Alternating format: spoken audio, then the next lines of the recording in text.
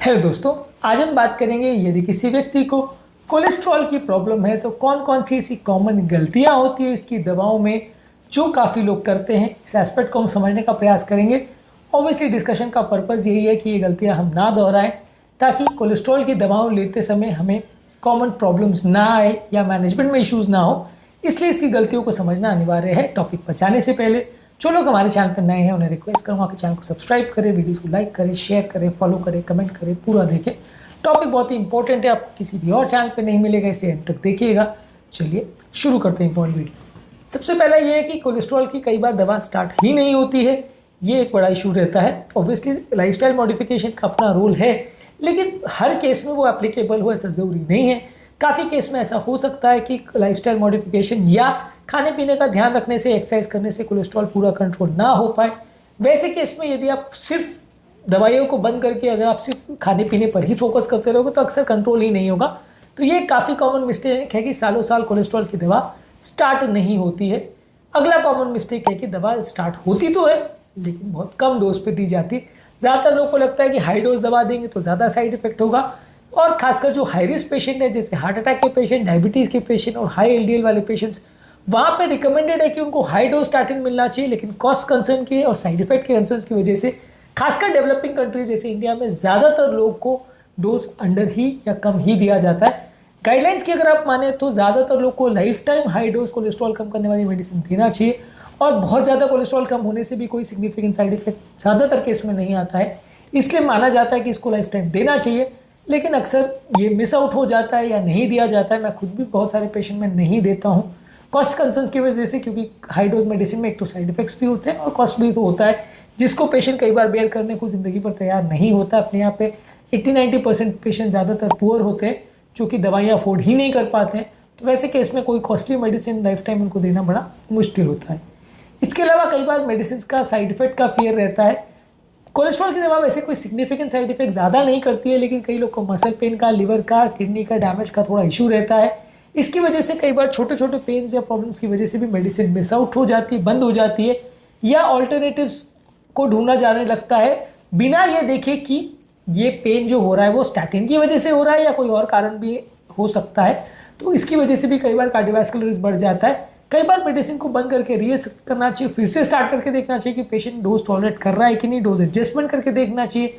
कई बार non statin alternatives को देख के देखना चाहिए, लेकिन पूरी तरह से बंद कर देना मेडिसिन को सिर्फ थोड़ी मोड़ी प्रॉब्लम के लिए कई बार जस्टिफाइड नहीं होता। इसके अलावा अगला कॉमन मिस्टेक है कि लोग दवा दे तो देते हैं लेकिन कई बार लिपिड प्रोफाइल मॉनिटर ही नहीं करते। साल साल भर 2-2 साल लोगों का लिपिड प्रोफाइल टेस्ट ही नहीं होता, तो पता ही नहीं चलता कि कितनी वैल्यूज चल रही है। Ideally at least high risk patient में हर 6 महीने में एक बार टेस्ट होना चाहिए, लो रिस्क पेशेंट में भी 1 साल में एटलीस्ट एक बार होना चाहिए, ताकि आपको ओवरऑल पता चलता रहे कि वैल्यूज में कोई सिग्निफिकेंट गड़बड़ है या नहीं, दवाओं में चेंज करने की आवश्यकता है या नहीं, और उसके हिसाब से आप अपनी स्ट्रैटेजी को मैनेज या मेंटेन कर सको। पर ज़्यादातर केस में ये होता है कि डोज एडजस्टमेंट होता नहीं क्योंकि टेस्टिंग ही नहीं हो पाती। लोग टेस्ट करना नहीं चाहते बिकॉज ऑफ कॉस्ट कंसर्न, या लोगों को लगता है माता पच्ची कौन करे, करना नहीं चाहते। इसके अलावा कई बार ड्रग इंट्रैक्शंस का ध्यान नहीं देते हैं। ग्रेप फ्रूट जूस अगर वो दिया जाए तो वो कई बार मेटाबॉलिज्म को इनहिबिट कर सकता है, स्टैटिन्स का इफेक्ट बढ़ा सकता है। जेम फाइब्रोजिल और स्टैटिन्स को साथ में दिया जाए तो रैप्डोमाइलिसिस या मसल्स के डैमेज होने का रिस्क रहता है। और कुछ एंटीबायोटिक्स, एंटीफंगल्स और एंटी रेट्रोवायरल मेडिसिन से कोलेस्ट्रॉल कम करने वाली मेडिसिन का रिएक्शन या इंट्रैक्शन होने का चांस रहता है। इस पर अगर फोकस ना किया जाए तो कई बार हो सकती है। ये चीज़ फोकस करना ऑब्वियसली डॉक्टर का काम है, पर ये चीज़ों के बारे में जानना पेशेंट का भी काम है। यदि वो जानेगा तो वो इश्यूज़ के बारे में पॉइंट आउट कर सकता है, ताकि डॉक्टर उस पर ज़्यादा ध्यान दे और मेडिसिन को प्रॉपरली एडजस्ट करे और पेशेंट को भी प्रॉपर वे में एक्सप्लेन करे सारी चीज़ें। इसके अलावा उम्र दराज पेशेंट्स में और कुछ हाई रिस्क पेशेंट्स या थोड़ा बहुत भी किडनी और लिवर का अगर डैमेज है, वहाँ पे डोजेस को एडजस्ट कई बार नहीं किया जाता है, कई बार दवा ही नहीं दी जाती है। दोनों ही काउंटर प्रोडक्टिव है।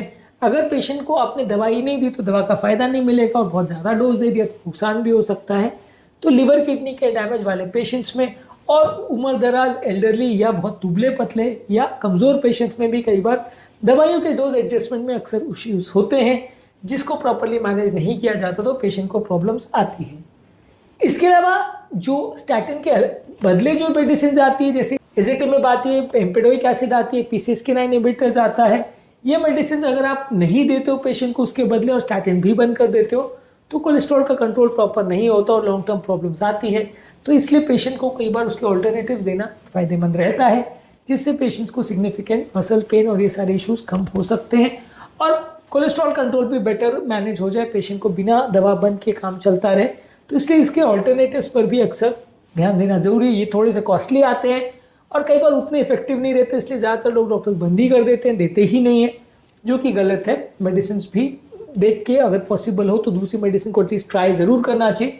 काफ़ी केस में उसको देने से सिग्निफिकेंट फ़ायदा रहता है और कोलेस्ट्रॉल का कंट्रोल ज़्यादा अच्छा मेंटेन हो सकता है। मैं फिर से ये कहूँगा कि स्टैटिन सबसे बेस्ट दवा है, तो इसलिए अगर रोजुवास्टैटिन, एटोरवास्टैटिन ये जो ग्रुप की मेडिसिन है ये सबसे बेस्ट है, तो अगर पॉसिबल है तो यही दवा को सबसे ज़्यादा डोज में देना चाहिए। नहीं सूट करे तो फिर दूसरी मेडिसिन पे जाना चाहिए। इसके अलावा अगला कॉमन मिस्टेक है कि लोग ज़्यादातर सिर्फ एलडीएल पर ही फोकस करते हैं, ना एचडीएल पे और ना ट्राइग्लिसराइड पे फोकस करते हैं, तो ये भी एक मिस्टेक होता है। हालांकि एचडीएल को बढ़ाने के लिए कोई ज़्यादा मेडिसिन नहीं आती, पर डाइटरी मॉडिफिकेशन तो किया जा सकता है। ट्राइग्लिसराइड्स पर भी अगर ध्यान नहीं दोगे तो उसके लिए फिब्रेट्स या ओमेगा 3 फैटी एसिड्स के कॉम्बिनेशन आते हैं, अगर आप उस पर ध्यान नहीं दोगे तो वो भी थोड़ा प्रॉब्लम पेशेंट को कर सकता है, इसलिए ट्राइग्लिसराइड पर भी फोकस करना ज़रूरी है। अगला कॉमन मिस्टेक जो लोग करते हैं कि एक बार अगर एलडीएल का गोल अचीव हो गया तो दवा का डोज या तो कम कर देते हैं या बंद कर देते हैं, जिससे कि पेशेंट का कोलेस्ट्रॉल वापस बढ़ जाता है।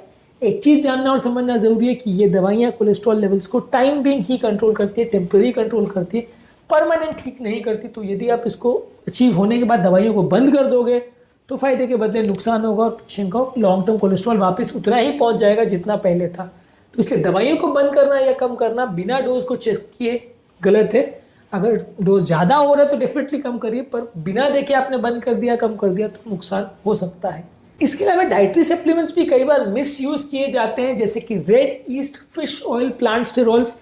इनके लिए थोड़ा बहुत डेटा अवेलेबल है, लेकिन कई लोग जिद करते हैं और ये सप्लीमेंट्स को लेना चालू कर देते हैं, स्टैटिन्स को बंद कर देते हैं। तो उससे हो सकता है कुछ केस में कोलेस्ट्रॉल कंट्रोल आ भी जाए, लेकिन लॉन्ग टर्म जो फ़ायदा होना चाहिए, स्टैटिन से जितना फ़ायदा स्टडीज़ में प्रूवन हुआ है, ये सप्लीमेंट्स से उतना प्रूवन नहीं हुआ है। सप्लीमेंट्स को साथ में ले सकते हैं दवाइयों के, लेकिन उसके बदले ले सकते हो और दवाइयों को पूरी तरह से बंद कर सकते हो, ऐसा सोचना गलत है। यदि आप ऐसा करना जाओगे तो फ़ायदे के बदले नुकसान होगा। इसलिए डाइटरी सप्लीमेंट्स को मिसयूज़ नहीं करना चाहिए।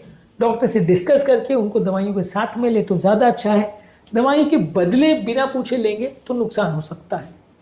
इसके अलावा पेशेंट एजुकेशन नहीं हो पाती कोलेस्ट्रॉल के बारे में, ये भी एक बड़ा इशू है।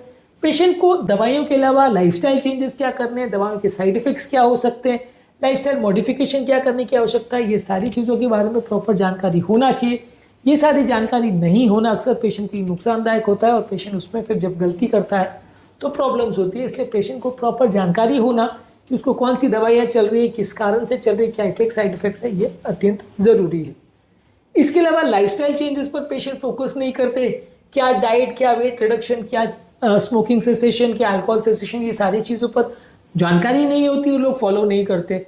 तो यदि आपको ऐसा लगता है कि सिर्फ मेडिसिन ले ली तो सब ठीक हो जाएगा, तो वो गलत है, उसमें उतना फ़ायदा नहीं होगा, फ़ायदे के बदले नुकसान भी हो सकता है। तो इसलिए आपको मेडिसिन के अलावा बाकी सब चीज़ों पर भी उतना ही ध्यान देना है और दवाइयाँ चालू होने के बावजूद भी ये सारी चीज़ों पर ध्यान देते रहना है, नहीं तो आपको लॉन्ग टर्म प्रॉब्लम्स होंगी। हाई रिस्क पेशेंट्स में यदि आप कोलेस्ट्रॉल की दवा स्टार्ट करने में डिले करते हो तो परमानेंट डैमेज हो सकता है, नलियों में कोलेस्ट्रॉल जमा हो सकता है, जो कि पूरी तरह रिवर्सिबल नहीं होता है। हाई रिस्क पेशेंट में लॉन्ग टर्म ट्रीटमेंट ना करना या ना इनिशिएट करना अक्सर एक गलती होती है, जो कि कई बार नुकसानदायक हो सकती है यदि ज़्यादा समय तक दवा ना दिया जाए तो। इसके अलावा कोलेस्ट्रॉल की दवा सबसे बेस्ट इफेक्ट तब करती है जब उसको रात को लिया जाए, क्योंकि बॉडी के कोलेस्ट्रॉल के प्रोडक्शन साइकिल के साथ वो मैच होता है। यदि आप टाइमिंग का ध्यान नहीं देते हो और रात के बदले सुबह या दोपहर को लेते हो तो कई बार मिसमैच साइकिल होने की वजह से उतना ड्रग का एफिकेसी नहीं आएगा। स्टैटिन या कोलेस्ट्रॉल कम करने की दवा को आइडियली रात को ही लेना चाहिए, इससे ज़्यादा फायदा होता है। अगर वो आपकी कोई साइड इफेक्ट्स कर रहा है या कई बार स्लीप के साथ इंटरफेयर करता है, किसी लोग को नींद नहीं आती, वैसा कुछ प्रॉब्लम हो रहा है तो आप अवॉइड कर सकते हो, लेकिन बेटर होगा कि उसको रात को ही दे तो ज़्यादा अच्छा है। इसके अलावा कुछ पेशेंट्स में फैमिलियल जहाँ डिजीज़ होता है, जहाँ बहुत हाई लेवल्स ऑफ एलडीएल होता है, बहुत हाई हार्ट अटैक या लकवे का उनको रिस्क होता है, वहाँ पे कई बार इसको ट्रीट करना मुश्किल होता है। कई बार बहुत हाई डोज दवा देने के बावजूद भी कंट्रोल नहीं होता, वहाँ पे आपको विशेष ध्यान रखने की ज़रूरत है, बहुत ज़्यादा अग्रेसिव थेरेपी में जाने की ज़रूरत है, तभी आपको रिजल्ट्स मिलेंगे। और वहाँ पे मल्टीपल दवाओं को देने का प्रयोग करना चाहिए, तभी रिजल्ट्स मिलेंगे, नहीं तो नहीं मिलेंगे। फैमिलियल डिजीज़ जहाँ पे है, जहाँ एंजाइम बन ही नहीं रहा है और कोलेस्ट्रॉल लेवल्स बहुत हाई है, वहाँ पे लोगों को प्रॉब्लम्स आने का अंदेशा ज़्यादा होता है। तो वहाँ पे आपको कोशिश करनी है कि मल्टीपल दवाओं दे के जैसे तैसे करके कोलेस्ट्रॉल को कंट्रोल करना इन केसेस में अक्सर वैसे मुश्किल होता है, लेकिन करना आवश्यक है। इसके अलावा पेशेंट दवा ले रहा है या नहीं, ये कंप्लायंस को चेक करना भी आवश्यक है। अगर पेशेंट ने को आपने दवा लिखी लेकिन वो ले नहीं रहा है, किसी कारणवश उसने घर पर दवा बंद कर दी या जितना आपने डोज लिखा उससे कम ज़्यादा ले रहा है, तो ये भी एक इंपॉर्टेंट इशू होता है जिसको हम अक्सर एड्रेस नहीं करते। और ये भी एक कॉमन मिस्टेक बनता है कि डॉक्टर प्रिस्क्राइब कुछ डोज करता है, पेशेंट या तो दवा बंद कर देता है या लेता नहीं है, जिसकी वजह से उसको बाद में प्रॉब्लम्स होती है। तो ये एस्पेक्ट को भी एड्रेस करना ज़रूरी है। इसमें भी यदि मिस्टेक किया जाता है तो पेशेंट को लॉन्ग टर्म प्रॉब्लम्स होने का अंदेशा ज़्यादा है, हेल्थ बिगड़ने का अंदेशा ज़्यादा है। ये ध्यान रखिए कि देखिए कोलेस्ट्रॉल कंट्रोल करना बहुत ईजी है, लेकिन उसके डैमेज जो हो जाते हैं, नलियों में कोलेस्ट्रॉल जो जमा हो जाता है, वो दवा देने के बाद भी हटता नहीं है। तो डैमेज होने से पहले उसको प्रॉपरली ट्रीट करेंगे तो अच्छा है। एक बार अगर डैमेज हो गया तो वो पूरी तरह रिवर्सिबल नहीं है, इस बात को ध्यान रखना आवश्यक है। आज के टॉपिक में हमने बात करी कि कोलेस्ट्रॉल की दवा संबंधित कौन कौन सी कॉमन गलतियां हैं जो लोग करते हैं, जिन्हें लोगों को अवॉइड करना चाहिए यदि वो एक हेल्दी लाइफ चाहते हैं और अपनी बीमारी रिलेटेड साइड इफेक्ट्स को रोकना चाहते हैं। उन एस्पेक्ट्स पर हमने बात करी। उम्मीद करूँगा कि आज के टॉपिक में कुछ नई बातें जानने को मिली होगी। जो लोग हमारे चैनल पर नए हैं उन्हें रिक्वेस्ट करूँगा कि कोलेस्ट्रॉल संबंधित हमारे चैनल पर बहुत सारे वीडियोज़ हैं, सभी वीडियोज़ को ज़रूर चेकआउट करें ताकि ओवरऑल एक अंडरस्टैंडिंग बन पाए, आपको बीमारी के बारे में पता चल पाए, उससे रिलेटेड इशूज़ के बारे में पता चल पाए। टॉपिक एंड करने से पहले हमारे चैनल के सब्सक्राइबर्स को थैंक्स करूँगा, वेलकम करूँगा कि हमारे चैनल पर वो आएँ और रेगुलर हमारे वीडियोज़ को देखते रहे, हमारा मनोबल बढ़ाते रहे।